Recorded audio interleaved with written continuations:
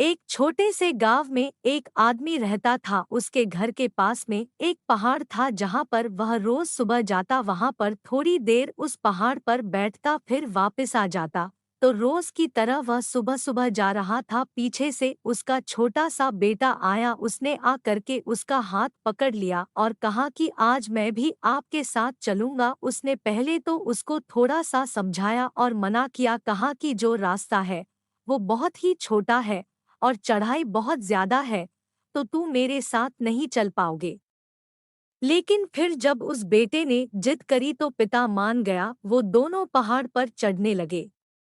पिता ने बेटे का हाथ कस करके पकड़ा हुआ था। लेफ्ट साइड में पहाड़ थी और राइट साइड में खाई थी और रास्ता बहुत ही छोटा था। वो पहाड़ की चोटी तक पहुंचने ही वाले थे, तभी रास्ते में एक बड़ा सा पत्थर आया। क्योंकि पिता उस रास्ते से रोज आता था तो उसको पता था कि वहां पर पत्थर है, तो वह साइड से निकल गया। लेकिन जो बेटा था उसका ध्यान कहीं और था, तो उसका घुटना जा करके उस बड़े से पत्थर से टकरा गया। उस बच्चे के मुंह से एक चीख निकली और जैसे ही वह चीखा उसकी आवाज उन पहाड़ों में गूंजने लगी। इससे पहले उस बच्चे ने कभी भी अपनी आवाज की गूंज नहीं सुनी थी, तो उसे समझ नहीं आ रहा था कि ये क्या हो रहा है। वह अंदर से थोड़ा सा घबरा गया और उसे लगा कि शायद कहीं कोई है जो छुपकर उसे देख रहा है और उसका मजाक उड़ा रहा है।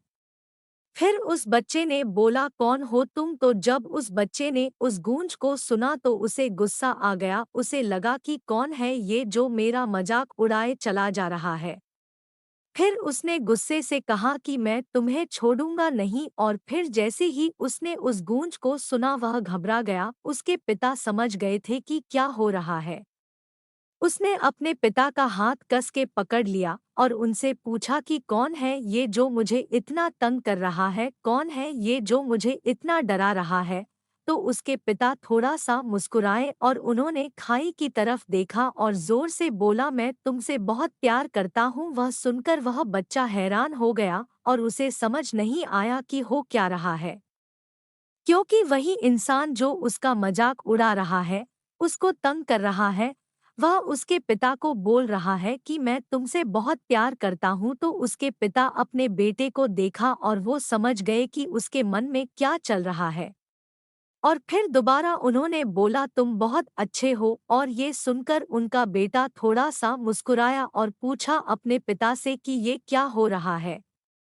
फिर उसके पिता ने अपने बेटे को समझाया, ये जो आवाज तुम सुन रहे हो ना, ये किसी और की नहीं है, ये तुम्हारी ही आवाज है जो कि पहाड़ों में गूंज रही है।